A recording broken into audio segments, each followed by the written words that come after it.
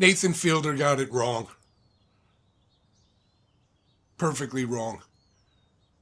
So anyway, Nathan Fielder, The Rehearsal, you might have seen it. The weird comedian guy who becomes a pilot and tries to discover why there are plane crashes.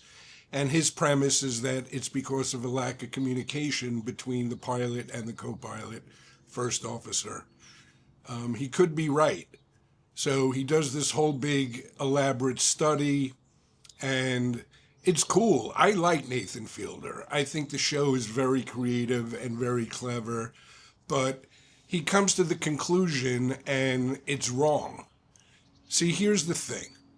Nathan Fielder is autistic, or as they used to say, I'm not autistic, I just play one on TV.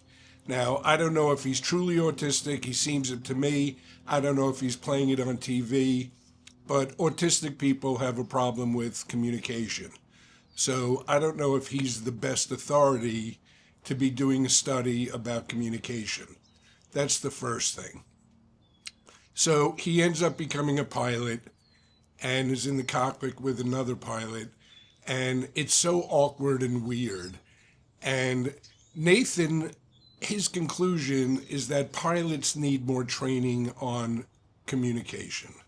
Now, that sounds great on paper until you start to realize that a lot of these pilots are autistic themselves.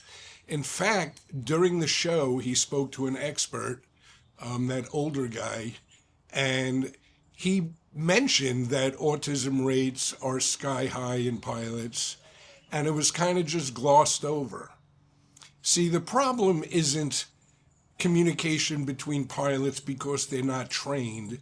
It's because a fair amount of them might be autistic is one of the reasons. And when it comes to flying a plane, it's not like going on a date. You know what I'm saying? You can't like kind of learn that stuff. And he also brought up how pilots don't talk in the waiting room, in the pilot's room before the flight. And he found that strange. And I didn't find it strange. These are guys under immense pressure. It's their last few moments of solitude before they go on the plane.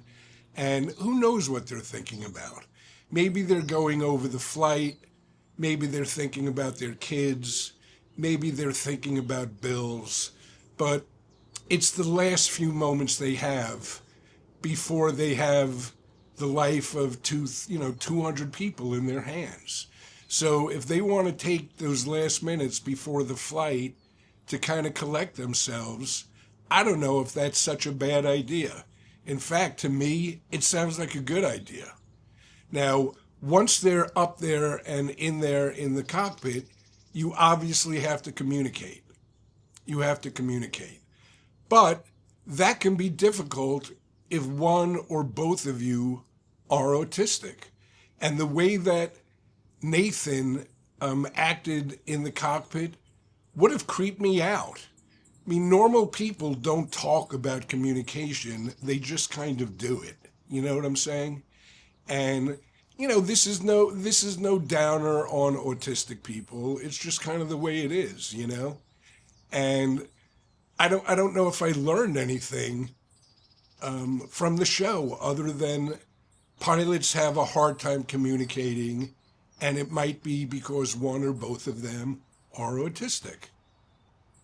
That's it. As I said, Nathan Fielder is a strange guy, brilliant guy, funny guy, but I don't know if he's the best guy to be talking about communication. You know what I'm saying? He's a strange, odd guy. He doesn't communicate very well himself, from the show, which is, part of the goof, I guess.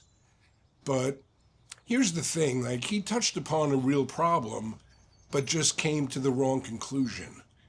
And that's it. I enjoyed the show very much. I'd like to see more. He's a committed artist, obviously. I mean, he took a year or two to get his pilot license to pull this whole thing off. But again, I don't know if he's the best authority for something serious. I mean, I don't expect anyone to listen to this guy. They probably should, but I don't know if they will. And that's it. Being a pilot is difficult. Being a pilot is scary. If they want to take a few minutes before the flight to collect themselves, I think that's fine. Do they need to communicate in the cockpit and not be afraid to speak up if there's some danger? Sure, of course, of course. But I don't know how you can necessarily train that into somebody. You're either assertive or you're not. You're either a communicator or you're not. So that's it. That's my thoughts on Nathan Fielder and the rehearsal. I enjoyed it quite a bit. I know quite a few neurodivergent people, and it is what it is, I guess. Lauren Feldman, laurenfeldman.com.